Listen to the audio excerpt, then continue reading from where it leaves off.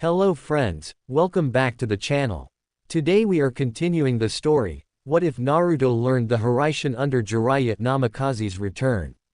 This is episode 18. If you're enjoying this fanfiction, make sure to smash the like button, share it with your friends, and subscribe with the bell icon so you never miss the next episode.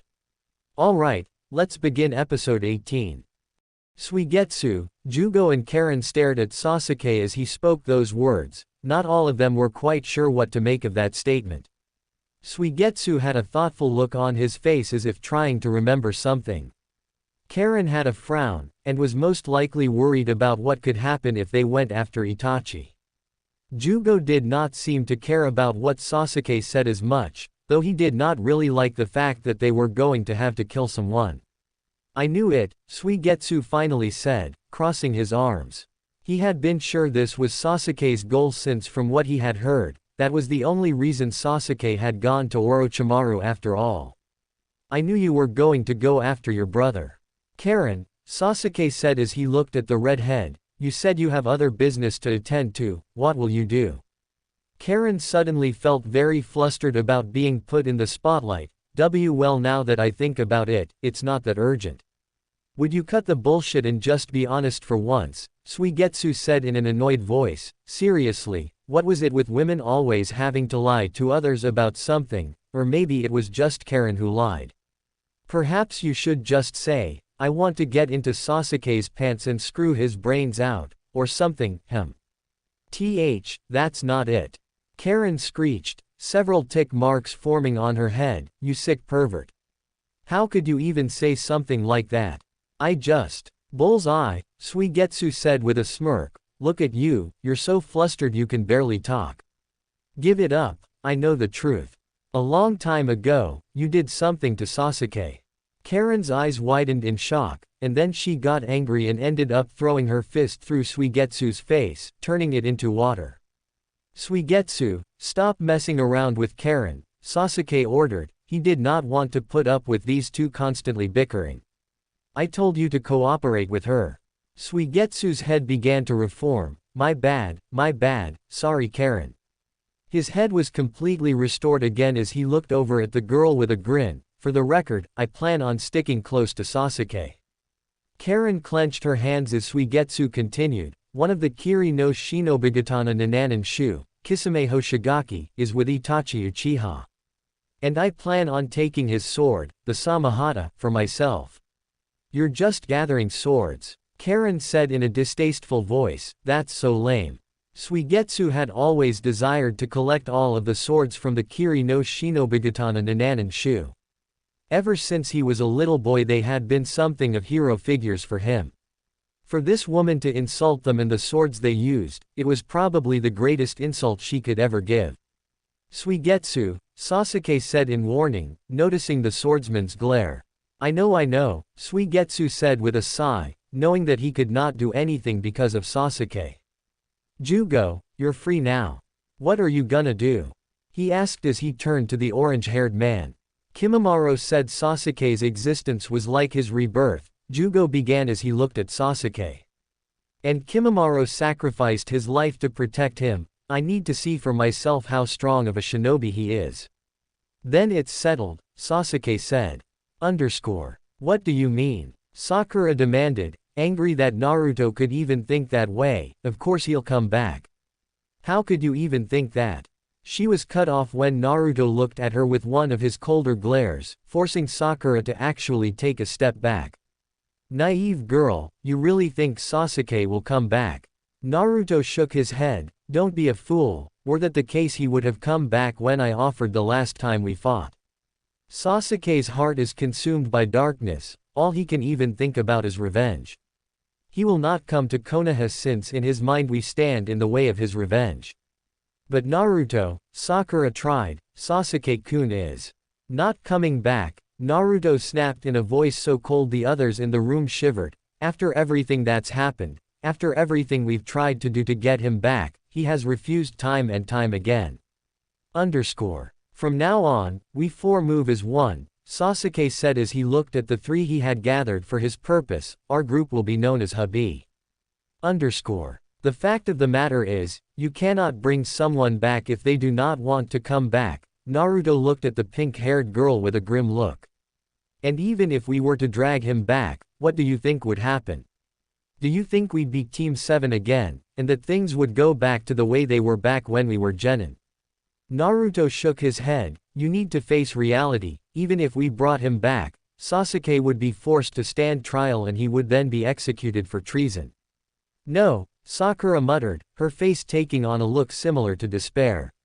Naruto's right. Sakura. Tsunade backed Naruto up. Sasuke knowingly and willingly left to follow an S-rank traitor. That is treason of the highest order. Not even being the last member of the Uchiha clan would be able to protect him from execution. The blonde-haired woman looked at Naruto. I have new orders for you. Naruto instantly snapped back to attention, already knowing what those orders were. I will be forming a platoon. Your mission will be to go after the members of Akatsuki we have the best chance of finding. Hubby has only one purpose, Sasuke said. Naruto looked at Tsunade as he spoke. In other words, you want us to find. Itachi Uchiha looked up at the sky from the cliff he was standing on. Dark storm clouds were roiling overhead. It looks like a big storm is coming, Itachi murmured, his Sharingan eyes spinning as he looked at the vast expanse of clouds. It's about to rain, Kisame said from behind him, his shark-like grin ever present. Let's wait this out under a tree, we can't have the body getting too cold. Itachi turned his head to look at Kisame, right. Kisame picked up Roshi, host for the Yonbi no Suru with his sword. Samahata, we should be hearing from the leader soon. He hefted Samahata with Roshi on it, leaning it against his shoulder. As the two began to walk, Kisame decided to start a conversation. I wonder, there are only a couple left, right? Obviously we need to seal the Nine Tails last. Our leader has made it clear that if we don't, the balance will be destroyed and the sealing statue will crumble. And since we need to bring them back alive, don't you think we should try to find the Jinchuriki as quickly as we can? Itachi sighed as he leaned against a tree. Not really. Besides, with all of the Jinchuriki we were unable to get, trying to capture the Kyuubi would be pointless. Kisame tossed Roshi off his sword as Itachi spoke. Also, we have to worry about Konoha's response should we go after the Kyuubi. They will do all in their power to get it back, and would cause problems for us. I suppose you're right, Kisame said. Konoha has a lot of contacts in the other hidden villages, Itachi continued. Not only that, but the Kyuubi Jinchuriki is well liked by all of the hidden villages with the sole exception of Iwagakure. On top of that, he is far stronger than we could have imagined, and has managed to kill several of our members and protect 3 of the Jinchuriki we have tried to go after. As it is, all we can do is try and get up to the Hachibi before he can respond, then go after the Kyuubi Jinchuriki with our full might. Kisame sighed. That does make sense. Both of them snapped to attention as they felt the call from their rings. He has good timing, Itachi said as both he and Kisame responded to their leader's call.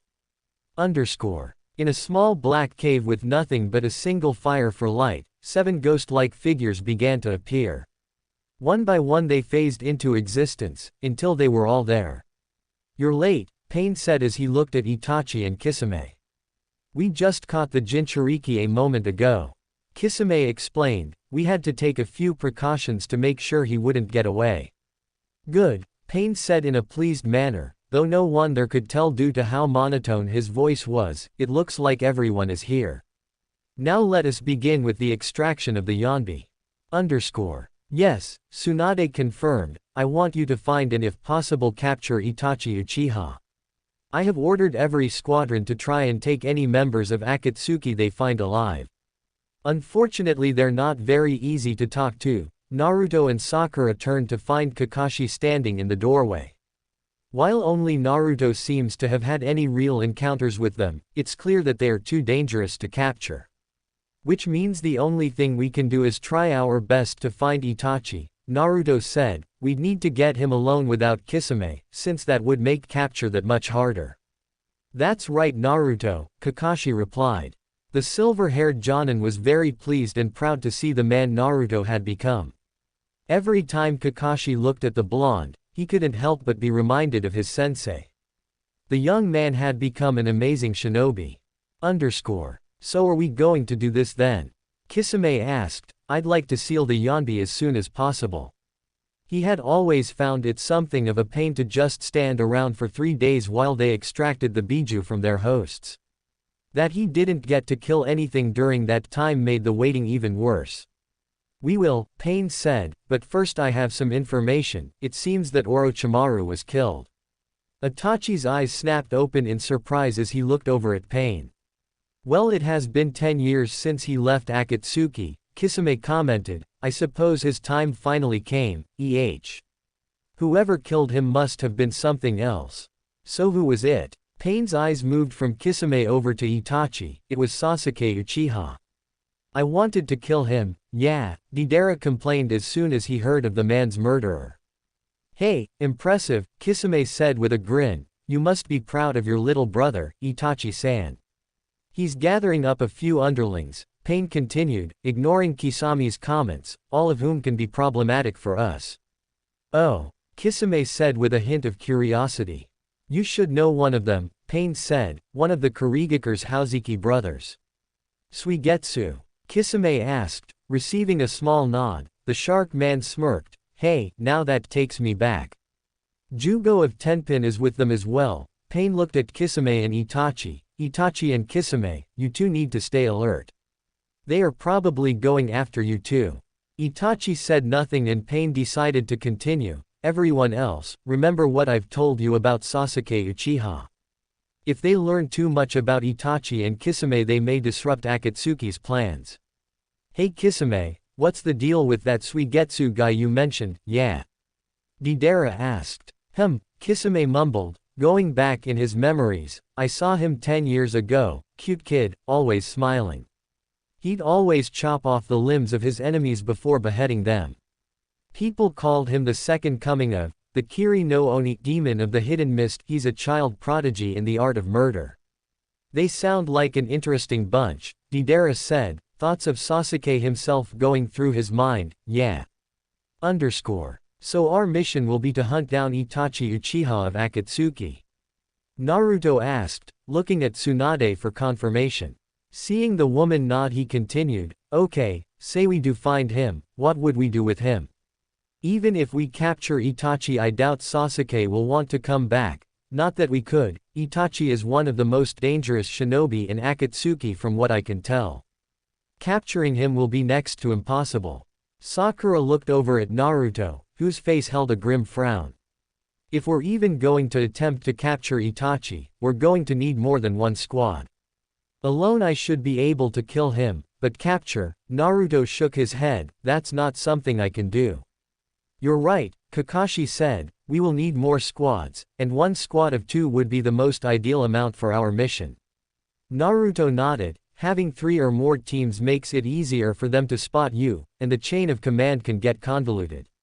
Naruto frowned in thought for a moment. You will also need a lot more skill to capture someone than you do to kill them. Communication is also a vital aspect for a mission like this, so we'd need a squad that has experience doing missions together. I agree, Kakashi said as he hooked his thumb towards the door. In fact, I've already picked a team that's been on a lot of missions together. Kakashi and the others in the room turned towards the door. Come in. The door opened and in walked several people, all of whom Naruto recognized. A smile made its way to his face. He should have known that they would want to involve themselves in something like this. Suigetsu stared at the abandoned city, following Sasuke as they made their way inside. The place looked like it had been unused for many years. Trash blew through the streets, and soft wind whistled from the wind. The place had probably not been used for years, maybe even longer than that. Sasuke eventually led everyone to a stairwell. They walked down and found themselves in a hallway. Several pipes and large cables trailed along the walls and ceiling. Suigetsu took it all in and resisted the urge to snort. This dump is a hideout. I'll be damned. Sasuke turned to look at the sword wielder. It's one of Orochimaru's, however my clan used to use it as a weapons storehouse. We'll get ourselves equipped here. All the tunnels look the same. Suigetsu commented, I hope we don't get lost. The air here is so stifling, Karen said, ignoring Suigetsu's comments, it's kind of hard to breathe. Well, excuse us. Karen nearly jumped out of her skin as she whirled around, looking for the source of the voice. She, along with everyone except Sasuke, stared in shock at who, or rather, what stood before them. Two cats wearing white GIS, with a mesh net shirt underneath. One was skinny with black ears, tail and paws, while everywhere else was white. The other cat was chubbier with a few streaks of black near the left and right sides of its face. This one had a line with two parallel lines running through it. Denka, Hina, Sasuke greeted, "How have you been?" The other three looked shocked that Sasuke was speaking to a couple of cats, even more to their shock when said cats talked back. "If it ain't Sasuke," Denka said. "Miyu, whatcha here for?" asked Hina. "Weapons, medicine and possibly a few other things," Sasuke said, ticking the list off his finger. "We need to get ready for a large battle."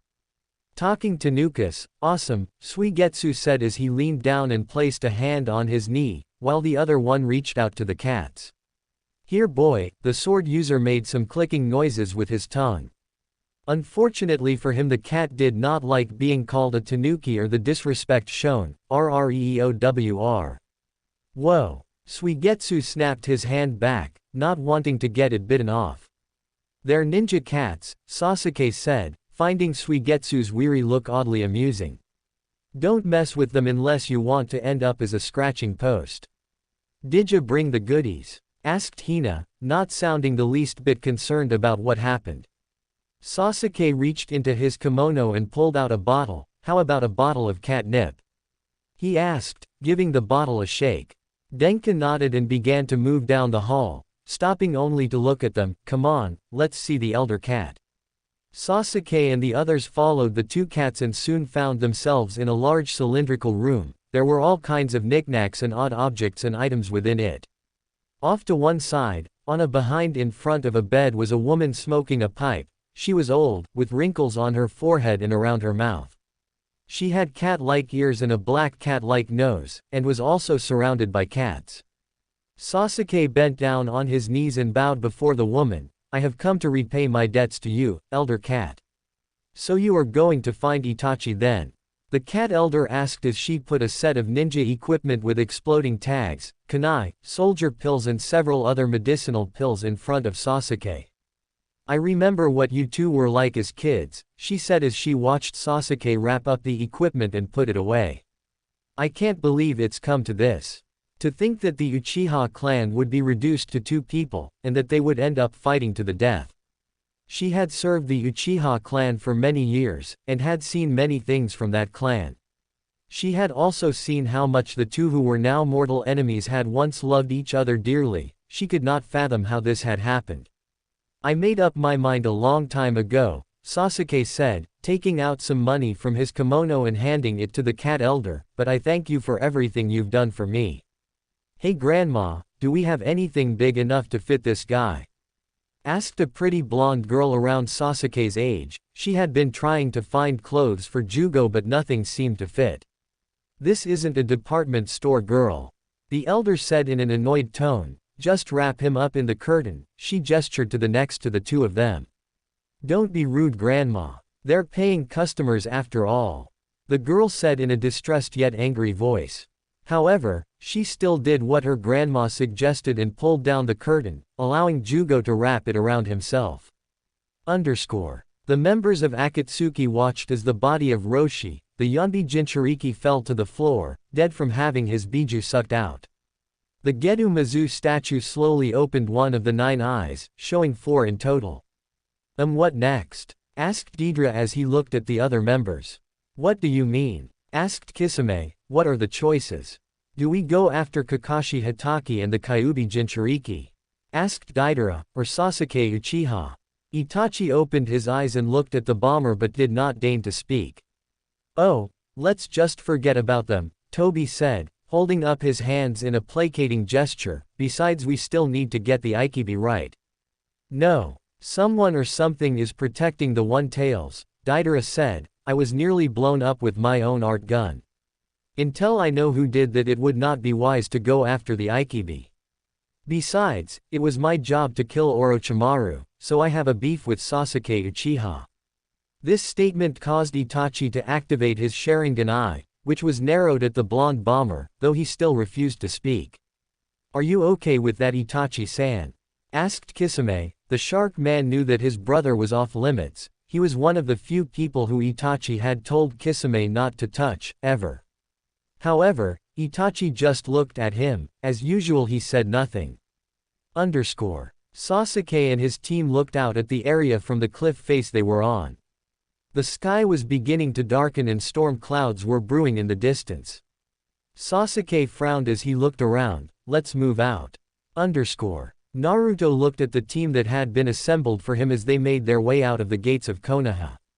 He had Sakura, Sai and a man named Yamato, though Naruto knew that it was just a codename. Then there was Hinata, Shino Kiba and Kakashi, who were forming the other team to help look for Sasuke. Like him, they were all wearing light tan ponchos to help protect them from the rain and cold. Is everybody ready? Asked Naruto. Receiving several affirmatives, he turned to look away from Konoha. Then let's go. The group blurred out of existence, beginning their move to find the Akatsuki. They began jumping through the trees as they moved to the last known sighting of the Akatsuki member, Itachi Uchiha, a small town several miles away. When they got there, the group jumped onto one of the roofs. We'll start our search here, Naruto said as the others all stood up. We'll begin by searching in a 5-kilometer radius by using this roof as our center point. If we don't come up with anything, we'll relocate, search another 5-kilometer area, and we'll repeat this pattern until we find our targets. But Naruto, Sakura began. Everyone turned to her. Our wireless equipment won't work if we split up that far. And we'd be in danger if something happened when we were alone. We should go in teams of 2 at the very least. That way if we encounter any Relax, Sakura, Naruto said to the overly excited girl. I've already thought of a solution to that. Naruto looked over at Kakashi, who nodded and bit his thumb. Going through a few hand signs, Kakashi slammed his hands down on the ground. A seal spread out along the roof from the center of impact. There was a puff of smoke. When it cleared, there were 8 dogs, including the well-known Pakun. Your voices combined with our ears will work better than those wireless headsets, Pakun said from atop a large bulldog. And our noses will detect danger well enough in advance to get you plenty of backup. There you have it, Naruto said with a smirk. Now then, here's how our patrols will work. Each person on patrol will have 2 of Kakashi's ninja hounds as bodyguards. 2. Sakura questioned, but wait. Kakashi gave Sakura an eye smile. Be nice to them, okay? Hiya, Sakura-chan. Sakura looked down and to her left to see a dog with a slight mohawk grinning at her. She gave it a weak grin in return. Another one came up to her as well, this one looking as lazy as Shikamaru. You always pick the noisy girls, man. I'll go with Shino, said a dog with white fur and sunglasses on its head. Another dog came up to Shino and sniffed him, Sai watched as 2 dogs came up to him. Hello, he said with a smile. One of the dogs growled at him and he actually backed up a step. Naruto, since you're a Jinchuriki, Akatsuki will be targeting you, Kakashi said, getting the blonde shinobi's attention. How do you plan on dealing with that? They may be after me, but I'm also the only one here who can face a member of them one-on-one, Naruto said. However, I don't plan on going alone. Naruto turned to Hinata, who was standing by the large bulldog. Hinata, I'm going to need to rely on your Byakugan's scouting abilities to give us a fast heads up. Hinata nodded her head. Right. Now because Kiba has Akamaru, he'll be fine. Naruto looked at Kakashi, and seeing as how aside from me and Yamato you're one of our only Jonin, you'll only take 1 dog along. Kakashi gave a nod and Naruto continued. Alright everyone, I want all of you to remember that following Sasuke's scent is our main priority, Akatsuki comes second. And regardless of which target you find, your mission is only to determine their location and report back here immediately. Naruto looked at all of the members of his team. Move out. The Konoha ninja became blurs as they launched themselves from the roof. The search for Sasuke and Akatsuki was on. Sasuke, Suigetsu, Karen and Jugo stopped walking through the forest. Sasuke turned to each of them. Let's split up, report back if you find anything, Sasuke said. Hey, let's rock, Suigetsu said as he began moving one way. Jugo looked down the opposite path and decided to go that way. Karen pumped her fist as the other two left. Now was her chance to be alone with Sasuke. She cuddled up to Sasuke's side and gave him a seductive smile and wink. Oh, Sasuke-kun, I've wanted to be alone with you for so long. Sasuke just looked at her like she was a minor irritant. Get moving, he commanded. Karen humphed as she walked away, not really caring about the direction she was going in. Sasuke turned his head to look around as Karen left, thoughts of finding Itachi and killing him filling the Avenger's mind. There was a puff of smoke as Deidre created a large clay bird. Deidre petted the clay construct as he looked at his new hand, the one he had gotten to replace the one Gaara destroyed. So far, so good, yeah. Toby just looked at his partner with idle curiosity. So who should we go after? Sasuke or the Kyuubi Jinchuriki? Deidre did not reply at first. Instead he created another clay bird for himself and jumped on it.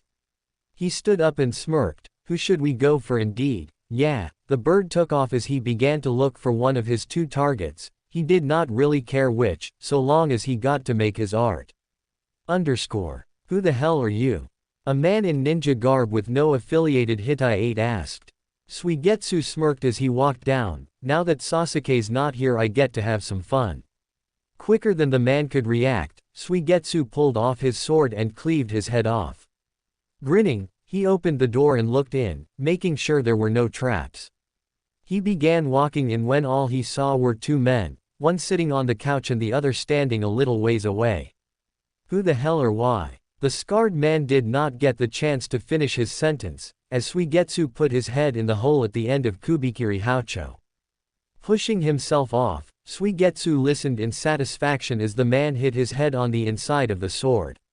Suigetsu only stopped moving when he held the carved-out section of his blade near the other man's head. Suigetsu grinned as he looked at the man who had dropped his cigarette and looked ready to shit himself. You work for Akatsuki's Kakazu as a banker and accountant, right? Suigetsu asked with a shark-like grin. The man gulped. I'll talk, he said, please, spare me. Suigetsu's grin widened. Atta boy, keep talkin'. Jugo frowned as he walked around. He wasn't exactly sure how to go about searching for Sasuke's brother, having never met the man himself. Raising a hand, a small bird flew down and landed on his finger. I suppose I'll start by asking you. Everyone had soon split up as they began to search for either Itachi or Sasuke. Each ninja and their dog partners took a different direction. Some went into the forest while others traveled around the town. Sakura was walking through the town as she began her search. She kept turning her head as she looked around the town. Sakura wasn't really sure what she would find or even how she would find whatever she was looking for. She wasn't a tracker ninja and didn't have any particular talent when it came to searching for others. Still, she had her orders and would follow them, even if she didn't think it would be of much use. As she kept walking, one of the nin dogs she was with stopped and began sniffing the ground. Sakura only noticed this when she was several feet away and looked down to realize the dog had stopped walking. She turned back around and looked at it. What is it? It's faint. The dog sniffed some more before turning to look at the pink-haired girl. Very faint, but I was able to pick up some of Sasuke Uchiha's scent. The words caused Sakura's eyes to widen in surprise. She had only been at this for a few minutes, but she had already caught Sasuke's trail. A determined look came to her face. Can you show me where? Just follow me, the dog said as he began walking again. Sakura followed and kept her eyes peeled as the dog would occasionally stop and sniff the air before putting its nose back to the ground. As they continued walking, Sakura watched as a girl with red hair and glasses walked by. She frowned as she eyed the girl. Damn, the dog muttered suddenly, getting Sakura to turn her eyes from the redhead to the dog. I lost it. Naruto narrowed his eyes as he scanned the area around him, a frown marring his face. Hinata, I'm going to need you to hook up with Kakashi, he said, turning his head to face her. Why? Asked Hinata, looking at him with a slightly furrowed brow. Just do as I say, find Kakashi and tell him Akatsuki is in the area, Naruto said before he rushed off, leaving Hinata behind. He sighed in relief as he sensed her leave. Jumping from tree to tree, Naruto landed in a small clearing before he stopped. I suggest that you come out now. He looked over to a small bush. You really have got an impressive Naruto-kun. A cloaked figure emerged from the bushes and walked towards him. Stopping only a few feet away, the male figure left his head entirely cloaked in shadows so that it was impossible to see his features. I'm impressed, you've become very famous recently. Recently? Naruto raised an eyebrow. I'm pretty sure I've been famous since my part about the war in Kiri got out. But you didn't come for a small talk, did you? The now identified Kabuto smiled as he lifted his head, revealing the right half of his face. Sasuke frowned as he continued walking. He had been looking around this area for around 15 minutes. The raven-haired ninja was pondering trying to search a different way than just walking through the forest when he heard rustling behind him. Turning around, he called out. Whoever's there, I suggest you come out. Less than a minute later, a figure with an orange spiral mask, wearing a black cloak with red clouds, appeared on a rock. Sasuke's eyes widened ever so slightly. That outfit. You're Akatsuki. So you're Sasuke-kun, huh? You sure do look a lot like Itachi-san. The moment Itachi's name came up, Sasuke's gaze hardened and he glared at the man, making Toby stumble back before running off screaming, scary. At that moment, Sasuke began to hear what sounded like flapping come from above him, causing him to look up, where he found Deidara with his hands together and two clay birds flying towards him. Just before the two large birds hit the ground, Deidara jumped off the one he was on. Katsu! He shouted Deidara as the birds impacted with the ground, exploded where Sasuke stood. Deidara landed near the trees, placing a hand over his head as he looked at the smoke coming out of the crater that he just made. I did it. I defeated Sasuke, yeah. Moments later, Toby came out of another tree and praised Deidara. That's senpai for you. However, it only took a moment for the dust and smoke from the explosion to clear up. When it did, they both saw Sasuke with a white snake coiled protectively around him. It had slight burns on it, making obvious that the snake had taken the brunt of the attack. That's senpai for you, Toby said meekly. Deidara gained several tick marks on his head as he rounded on Toby and shouted, "Shut up." In a puff of smoke, the snake was gone and there stood Sasuke in the middle of the crater. He didn't say anything, but then, he didn't need to. His glare told them everything. You know, this guy looks kinda strong. Toby commented. To think Orochimaru was beaten by this brat, I just can't believe it, yeah. Sasuke didn't deign to speak, instead turning on his Sharingan in order to increase the effects of his glare. Look at the nice glare he's giving us, Toby, yeah.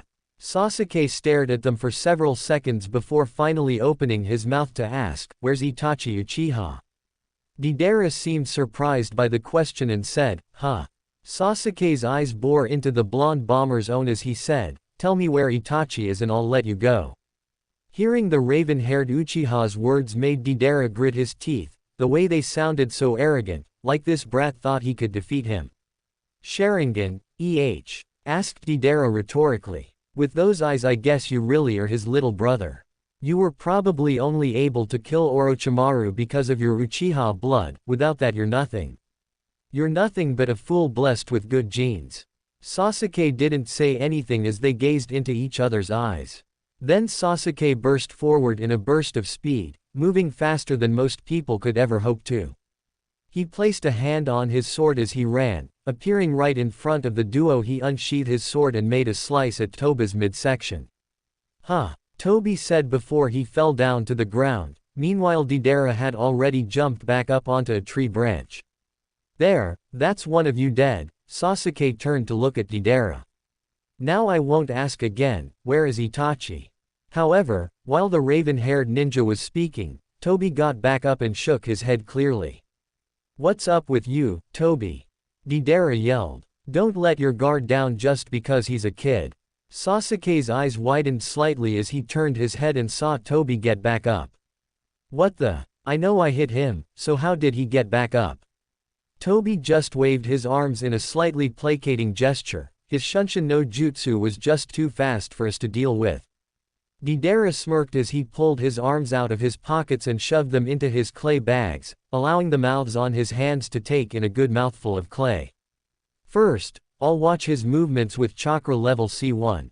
He thought as he pulled his hands out, revealing dozens of small clay balls. Toby, stay back, he shouted as he threw the bombs in the air. While the clay made a lazy arc through the air, Deidara went through several hand seals, turning the clay into small spiders. However, they didn't get far as Sasuke made a Chidori in his left hand. Swinging his arm in an arc, he used one of his variants called the Chidori Senbon form a countless number of lightning senbon to strike each of the small bombs, pining them to trees and the ground. Several of the spiders hit the ground near Toby, who fell over with a surprised yelp. As Deidara began making a hand sign to blow them all up, Toby yelled, "Whoa! Senpai, don't detonate these around me." At that moment Toby looked behind Deidara and saw something that caused him to call out, "Senpai! Behind you, behind you!" Behind Deidara was Sasuke, charging towards him. However, before Sasuke could even get close enough to attack, Deidara threw out his hand, throwing a bomb at Sasuke and making the Uchiha's eyes widen in surprise as it blew up. "Senpai!" Toby yelled as he saw the area Deidara and Sasuke become the fire zone for a decent-sized explosion. Toby began to make sniffling noises as he bowed his head. He was strict, but a good partner, he sobbed. "I shall never forget you, Deidara-senpai." However, before Toby could begin to really bawl his eyes out, Deidara came skidding out from the smoke. The blonde man stood back up and turned a glare on the masked man. "Toby, quit your whining," he growled. He stood back up fully and wiped some sweat from his forehead. Deidara knew he had been lucky to get away from the blast relatively unscathed, having been forced to blow up his explosive so close to himself. Though he was sure there was no way Sasuke could survive that. "Oh, you're still alive," Toby exclaimed, looking up, most likely to make some exclamation about his senpai being alive. He spotted Sasuke Uchiha out of the corner of his eyes. Deidara turned his head to see Sasuke standing across the clearing, glaring at him. "I somehow managed to escape by hiding in the bomb blast. Damn, it's a good thing I kept the chakra level at C1, the blonde bomber thought to himself as he looked over at Sasuke. It would have been embarrassing if he had been killed by his own art and this kid hadn't. He definitely moved swiftly, Deidara said as he reached into his pouches again, bringing his hands back out and cupping the clay, which looked less than solid as they began to drop out of his hands. "Why don't I try something with a little more kick?" The clay landed on the ground and Deidara made a hand sign. There was a large puff of smoke, and when it cleared, Sasuke could see a large dragon appear from within. "Ooh, so Deidara-senpai is using one of his special works of art, the C2 dragon," said Toby with what sounded like excitement. "So this guy can mold explosive clay using his hands," Sasuke thought as he analyzed the blonde fighting style. "Those palms on his hands look like mouths, that's probably where he molds the clay." "You know what to do, Toby," Deidara shouted as he jumped on the dragon. "You got it, senpai," Toby shouted, "I've got you covered." Deidara made a few hand seals as he shouted to Toby, "Get ready, Toby-un." The dragon's mouth opened wide and began spewing out dozens upon dozens of basketball-sized claw balls. "You know what to do, Toby, so get to it." "Yes sir." Toby saluted to Deidara. Sasuke frowned as he looked at the large creature. If it was like all of the other creations of the blonde bomber, then that meant it was just one big explosive. Crouching down, Sasuke reached behind him and grabbed his sword. He pushed off and burst forward as he pulled his sword from his sheath, getting ready to take out the large creature. "Ooh, he's coming to senpai. Get ready to show him the power of your art." "Ha! Pop is dead," Deidara shouted as he ignored Toby, "My art is super flat." The dragon opened its mouth again, and this time a roughly pterodactyl-shaped clay creature flew out. It came charging towards Sasuke, who ran straight at it, jumping to the left in order to dodge at the last second. However, the creature just turned around and came at him. The raven-haired ninja began to run as the clay creation caught up. With a grin, Deidara brought his hands in a hand sign and shouted, "Katsu." The creature exploded and Sasuke was only just able to jump out of the way in time, spinning through the air and landing on the ground. That was different from the other explosives. "Wait, where's the other one?" asked Sasuke as he looked around the orange-masked man. Growling slightly, he turned his attention back to Deidara. "I'll deal with him later, first I need to get rid of the one that's in the air." He quickly formed a Chidori in his hand and thrust it towards the large dragon-like clay construct. The Chidori took the shape of a sword as it extended itself forward, intent on impaling either Deidara or his flying creature. However, it seemed to be unable to reach either of them, stopping a few feet shy. He was only able to extend his attack for about 5 meters, Deidara thought. Out loud he said, "Isn't that Kakashi's attack? I'll give you some credit for your use of shape manipulation to extend its length, that's pretty impressive." "So he's a long-range fighter." Sasuke dispelled his Chidori and frowned. "He's probably already figured out my range too. He would need to find out this guy's weakness if he wanted to beat him." What do you want, Kabuto?" asked Naruto as he glared at the white-haired man before him. "Give me one good reason why I shouldn't kill you." He already knew that he was capable of killing Kabuto. For all the white-haired man's boasting, Naruto was far stronger than he was, and they both knew that. "Easy," Kabuto made a placating gesture. "I'm not here to fight. In fact, you could say I'm here to help you." Naruto raised an eyebrow. He rolled his shoulders slightly as Kabuto reached into a pouch, ready to take the man out should he try anything. However, all Kabuto did was pull out a book and toss it to him. "What's this?" asked Naruto, looking at the book with a hint of suspicion. "Just a little something that will help you, I think," Kabuto said cryptically. "It contains all of the information I was able to pick up on Akatsuki and its members." Not trusting the man's words, Kage Bunshin phased into existence beside Naruto and picked it up, opening the book and reading the first page. The clone seemed to find no threat in it and handed it over to the real Naruto, who took it, before dispelling itself. "Why would you help me?" asked Naruto, his eyes narrowed. "What do you gain out of this?" "I suppose you can call it a present, Naruto-kun," Kabuto said with an eerie-looking smile. "You do realize that it's really creepy to receive a gift from a guy you barely know, right?" said Naruto, his voice holding a mild amount of sarcasm. "Makes one wonder about you. Now how about you tell me the real reason you're giving me this information, Haven't you become the cynical one?" said Kabuto. "Where did that naive attitude of yours go? The one that was also screaming about never forgetting his promises and being Hokage. He grew up and became the person before you," Naruto said before releasing some of his killing intent, though that didn't seem to affect Kabuto. "Now tell me why you're doing this. What do you hope to gain?" "As I said, it's a gift," Kabuto replied, "something I'm giving you as a show of respect. You know, ever since Orochimaru was killed I've been without a purpose." Naruto narrowed his eyes at the words, old words he had heard before. "It wasn't long after his death that I realized I don't know anything about myself. I don't know who I am, or where I come from. All I've got are enemies. Ever since I was a kid I've just gone from village to village, acting as a spy. The concept of what a home really was eluded me. At least, until Orochimaru-sama took me in, but now he's gone too, and I have no idea who I really am. You should know what that's like, Naruto-kun, the pain of not having an identity. Are you Naruto Uzumaki, or are you Kyuubi? Surely you must have wondered, ask questions, who am I? What am I? When others stare at you with cold hateful eyes." Naruto said nothing as he stared at the man, wondering just where he was going with this. "But you never let that get to you. You grew powerful enough that you are now one of the most feared men in the world.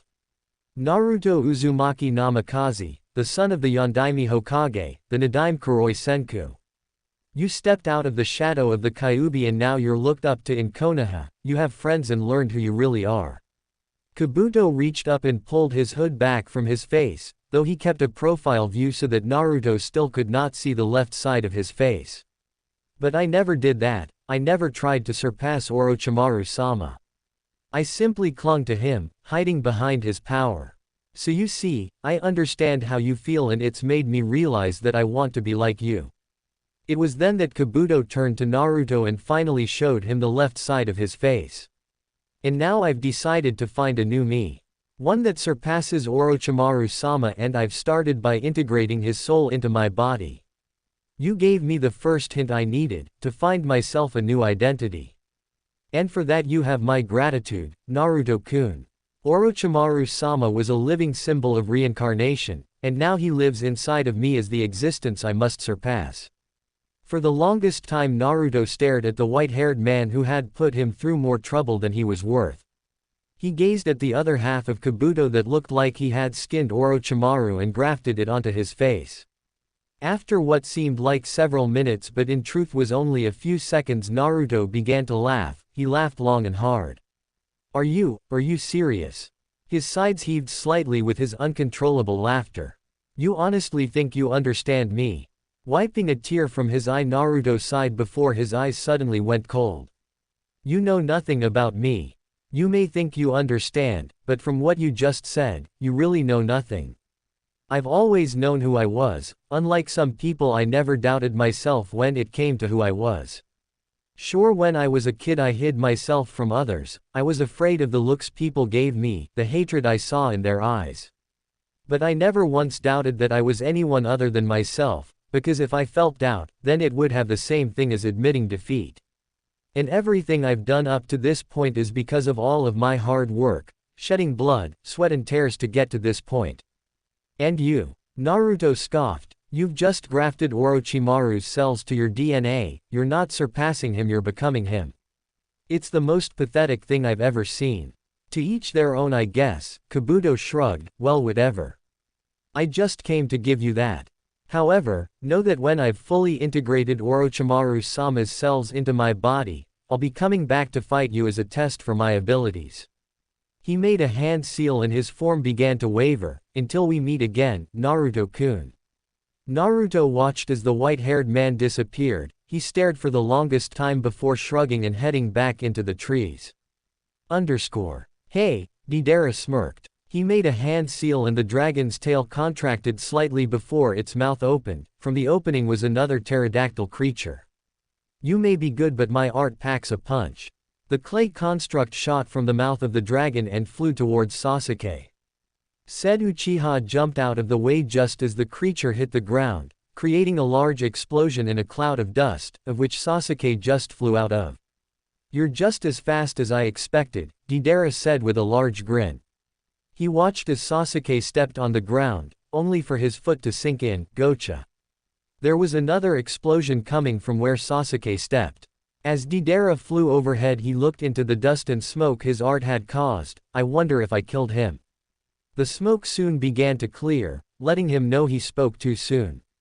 What is this? He asked as he saw Sasuke, only he looked different. The rave-haired ninja's skin had turned dark gray and his hair grew and turned dark blue. His eyes were also dark gray.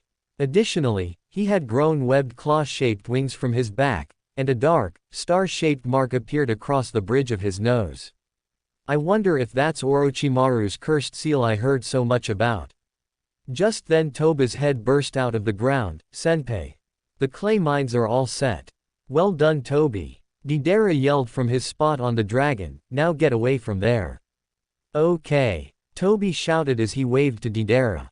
Sasuke swore as he looked up at Deidara. He's using guided bombs from above and clay mines below.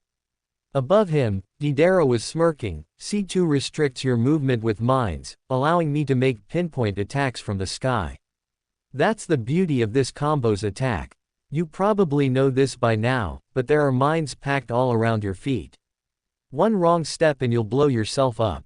So he's trying to make sure his bombs will hit by restricting my movements, Sasuke thought to himself. He looked up and glared at the blonde bomber, and he's keeping himself out of the range of my attacks. Deidara grinned as he made a hand sign. I wonder, can you dodge all of my attacks from above with those injured feet of yours? Once again the large dragon opened its mouth and another clay creation was formed. This next one will be big, Sasuke watched as the clay creation, much larger than the other ones created so far, was being formed. His wings tensed, an action which didn't go unnoticed by Deidara. Think I'll let you fly away. The large clay creature shot forward, barreling towards Sasuke, who had taken a scroll out from his back. The explosion from the clay bomb was much bigger than the others, and it created a large mushroom cloud of smoke. From within the smoke came the sword Sasuke had been using, spinning as it made a lazy arc through the air before landing tip first in the ground, occasionally sparking with electricity. Hey, Deidara smirked when he saw Sasuke lying on the ground. He was injured, missing one of his wings. It looks like you managed to protect yourself with one of those wings, but with only one you can't fly anymore. Toby got up from where he had been thrown and shook his fist. That's Deidara-senpai for you. I'll put an end to this one, The blonde bomber made another hand seal and another creature came out from the dragon, this one even bigger than the last. Sasuke looked at it and decided to put his plan into action, pulling on the 2 strings of ninja wire he had. Deidara's eyes widened before he turned to look behind him and saw 2 windmill shuriken flying towards him. He directed his clay dragon to dodge the attacks and grinned as he turned back to Sasuke. Did you really think something like that could hit me? The dragon launched another creature from its mouth, this one even larger than the last, and Sasuke knew he had to move. Pumping chakra through himself, he jumped out of the way and tried to glide across the ground. Deidara smirked when he saw that and made a hand seal. You have no foothold.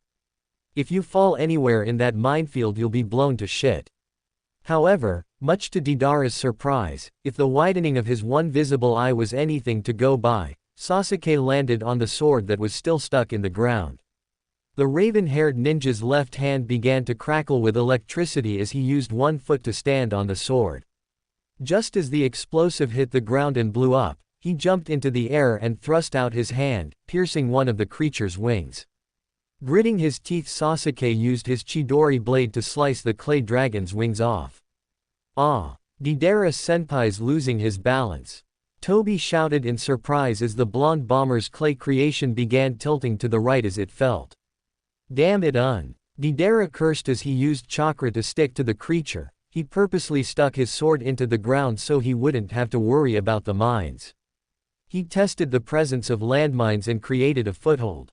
A look of shock came to the blonde's face, the length of the sword, which he used as a foothold, and that jump using his single wing. And he used that position on the ground, and then used that attack with the shuriken to lure me so that I was directly above the sword. The shortest distance that a chakra sword would reach. Deidara's thoughts were cut off as Sasuke sent the 2 shuriken sailing towards him from behind. The blonde only had enough time to look back before they were on him and he was impaled through both arms. Senpai! Toby shouted as he saw what happened. Damn, I can't move. Deidara thought as he tried to move his arms. He grit his teeth as his clay dragon continued to fall. This isn't good. The landmines are directly below me. The dragon hit the ground, setting off the landmines which began to blow up one by one, the explosions increasing in speed and frequency until the entire thing looked like one giant explosion that created a large mushroom cloud of smoke. Toby was forced to cover his face as dirt and debris flew everywhere. When the explosions ended, he looked back and shouted, Senpai. As Sasuke fell through the air, he managed to flip himself around, at the same time going through several hand seals before he thrust out his left hand. Snakes were created and launched from his back, wrapping tightly around a tree and pulling him over to it so he landed in a crouch on the adjacent branch. As soon as he landed, the second stage curse mark moved back into the seal, leaving him looking like he usually did. From within the dust cloud, Deidara's Akatsuki cloak flew out, getting Toby to look at it and shout, You did die by bombing, after all. Deidara-senpai, you fool. Just as Toby said that, Deidara flew out from the smoke on a large clay bird, both his arms were bleeding profusely. Oh, why you're still alive. Sasuke grunted as he stood up and looked at Deidara, his Sharingan eyes glaring up at the blonde, stubborn. Deidara on the other hand was glaring at Sasuke, remembering how he had just barely escaped his death by placing his feet in the holes on the shuriken and pushing them off. "You, stupid brat," he growled, looking into Sasuke's Sharingan eyes. "Those eyes," he thought angrily, "those eyes are the same as Itachi's." He remembered how he had first gotten forced into Akatsuki. He had been doing his job of creating his art when Akatsuki had come to convince him to join them. He had refused at first, and then Itachi, that red-eyed bastard, had challenged him. Deidara had figured it would be easy, he had even caught Itachi in his trap. Only to find out he had been the one in Itachi's trap the whole time, everything had been a genjutsu, and he had lost just like that. Itachi was beaten so easily.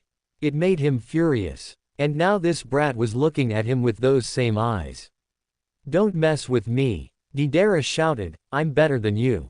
He remembered how easily Sasuke had defeated his spiders. "My ability is flawless. Unbeatable." He remembered how Sasuke had gone through his clay people. "I'm better than you. I can't lose." He remembered how Sasuke had led him right into a trap. But worst off, "I can't lose to such a." He remembered those eyes. "Brat." Reaching into his pouch, Deidara pulled out a large handful of clay and began to eat it. Toby said as he raised a hand over his head to shield his eyes, "He's eating the clay. Then that means, is he really going to use that?" When Deidara had finished eating the clay, he grinned and held his hands in a hand seal. "I saved the best for last. With this jutsu, I'll kill you. Toby, get away." The blonde began to inhale a deep breath. "Yikes," Toby shouted as he began to jump through the trees. "It's the C4 Kurara." Sasuke tensed as he prepared for any attack Deidara could throw at him. What he was not prepared for, however, was the blonde bomber to begin spewing out clay by the bucket load. It came out in a steady stream, hitting the ground and growing, molding, being given form, then shape, then color. When at last the clay had finished forming, it was a giant clay figure in the likeness of Deidara himself. The large clay construct actually sent a thrill of fear through Sasuke. "This was supposed to be my trump card for Itachi," Deidara huffed, having used a lot of his chakra for this. "But I suppose I don't have much of a choice but to use it on you." "Is this a bomb?" Sasuke wondered in shock, his teeth grit as he realized what that would mean. "It's huge. I've never seen anything like it. If this goes off, I can't see any way I would survive." Just then the large clay Deidara noticed him and began moving, its feet leaving large craters as it walked towards the raven-haired ninja. "What is this? Are you just gonna start running away?" asked Deidara with a laugh. "You don't really think you can escape my C4 Kurara, do you?" The clay Deidara broke into the tree line, smashing all the trees in its way as it followed Sasuke. Deidara grinned as he clamped his hands together in an unrecognizable hand sign, causing the large clay clone to inflate. It swelled like a balloon, expanding and expanding until it burst. But not in a large explosion like Sasuke thought it would. There was a large white cloud of smoke as the clay bomb began to tear itself apart. Did it misfire? Sasuke thought, looking from where the bomb had been standing to Deidara. No, that can't it be, he doesn't strike me as the type to use a dud. Just then Sasuke's eyes widened as he saw something happening. All of the creatures in the forest were beginning to disintegrate. They broke apart, disappearing as if they had never existed. Sasuke gaped when he noticed his own arm beginning to fall apart. "Damn," Sasuke said as it began to spread. His arm was gone, his torso was beginning to disappear, along with the left side of his face. His eyes were wide until his entire body was gone. Deidara saw what happened and began to laugh. "Ha ha ha. Now this is my greatest masterpiece. The C4 Kurara," Toby said as he jumped onto another branch, extremely small, nano-sized explosives. Using the blast created from the rupturing Deidara bomb created millions of tiny explosives too small for the human eye to see. They were then dispersed throughout the atmosphere, going into any living being that inhaled them and setting thousands of tiny explosions inside of the body, destroying them on the cellular level. A truly frightening jutsu. Deidara looked around, moving his hair out of his face with a large grin. "I have to thank Itachi. I would have never come up with that jutsu were it not for him. Laughing, the blonde threw his hands into the air. I've won. I've won. My art. Whoa, he didn't get the chance to finish as he felt something. Looking behind him he saw Sasuke in his second cursed seal form coming at him with a Chidori in hand. Deidara grit his teeth as Sasuke's lightning-covered hand drove itself through his torso. Looks like you've run out of chakra, the raven-haired ninja said. Your reaction time has also slowed down. Those eyes, Deidara muttered. That's right, Sasuke said, those explosives may be too small for the human eye to see. But my Sharingan can distinguish a chakra type by its color. The mini bombs that were molded with your chakra, they were as clear to me as a cloud of smoke. A smirk made its way to Sasuke's face. I could also tell you were hovering just outside of its blast radius. So as long as I could see the explosives, escape was easy. Deidara grunted as he closed one of his eyes in pain, but I saw you die from my explosives. You saw only what I wanted you to see, Sasuke said, making Deidara realize he had been trapped inside of a genjutsu. Deidara chuckled, so I was trapped inside of an illusion. I've avoided hitting any vital organs, Sasuke continued, ignoring Deidara's words. Now tell me where Itachi is. That's why I said I have to thank Itachi, Deidara said, no longer sounding like he was in pain. A hand suddenly latched onto Sasuke's ankle and the Uchiha looked down to see Deidara grinning at him. He looked back towards the Deidara he had stabbed and saw that it was just a clay construct. A clay clone, said Sasuke in surprise. Deidara laughed, I anticipated your use of genjutsu. You're just like Itachi. I never fall for the same trick twice. Ever since I fought Itachi that day I trained my left eye to counter the Sharingan. And now it's time to end this for real. Eat my C4. Sasuke grit his teeth as the Deidara holding him spat out more clay that was molded into another Deidara. This one began to expand. Sasuke tried pulling his arm from the other clone to no effect, as the clay had hardened to the point his strength didn't do anything. The expanding Deidara pushed into Sasuke, covering and smashing him until he was actually inside of the clone. Sasuke tried to escape but clay began to wrap around his arms and legs, making it impossible for any of his limbs to move. On the outside Deidara bit of the clay he had been molding. He grinned as he held on to the round construct. It looks like you're the one who's lacking chakra. You don't even have the strength left to dodge, The blonde pushed himself off of his construct and smiled. Inside Sasuke's Sharingan saw the thousands of tiny explosives attached to the wall. I see. Inside are the same invisible C4 explosives. Deidara shouted as if Sasuke could hear him. Reaching into his pouch he grabbed more clay. The mouth on his hand began to mold it and spat out a tiny bird. My wounds are beginning to catch up to me, Deidara thought with a frown. He looked down. On top of that, my last combo used up the last of my chakra. What a poor piece of work. Grunting, he threw the small bird at the clay that Sasuke was trapped in. Inside of the clay Sasuke used his Sharingan eyes to see all of the foreign chakra of the nano bombs inside of his body. Grunting, he created another Chidori to cut his way out of the clay ball. What do you think you can do? Shouted Deidara as he held up a single hand sign. Sasuke's answer was to open up his single wing, halting himself in midair, all the while his hand was still sparking with his Chidori. A flap of his wing and Sasuke was off, soaring towards Deidara. Damn, he's using what's left of his chakra to form the Chidori. Deidara thought before smirking, your Chidori won't reach me at this distance. It's over. Katsu. Deidara fell to the ground, hitting the branches on the way down before he smacked into the dirt. Grunting he pushed his head up and looked over to see Sasuke's wings falling to pieces before his eyes. I win. I'm the winner. Grinning he pushed himself to a single knee. My art has triumphed. Grunting he stood up and smiled as he began to laugh. Before he could start to really celebrate however, he felt the effects of a genjutsu. No.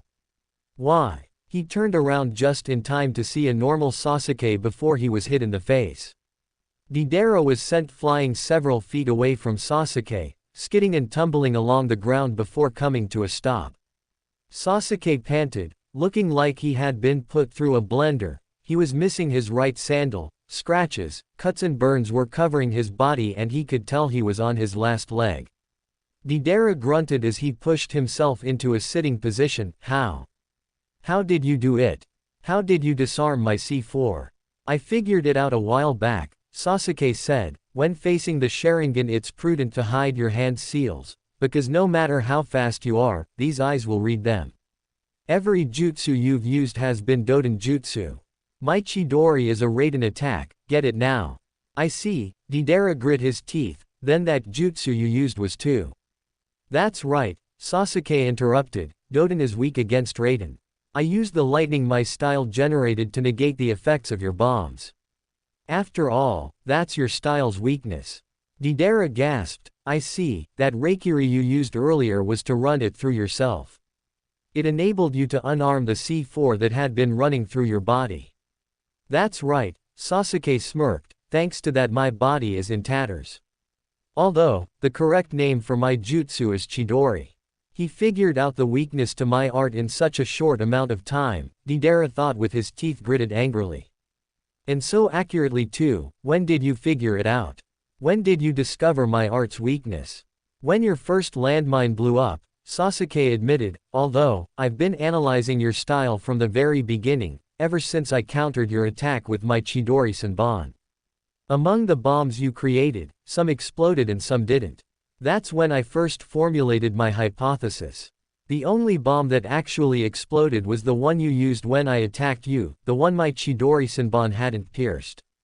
However, I figured it was also possible for you two to have not triggered them because they felt close to your comrade. Deidara panted, in other words you weren't sure if they didn't detonate.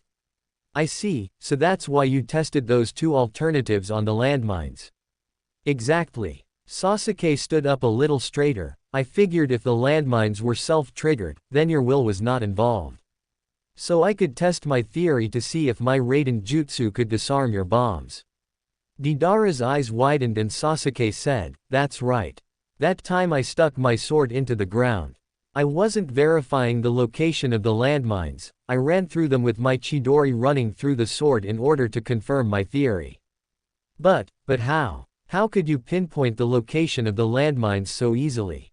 Yelled Deidara. Sasuke smirked, these eyes distinguish chakra by its color. Didn't I tell you that earlier?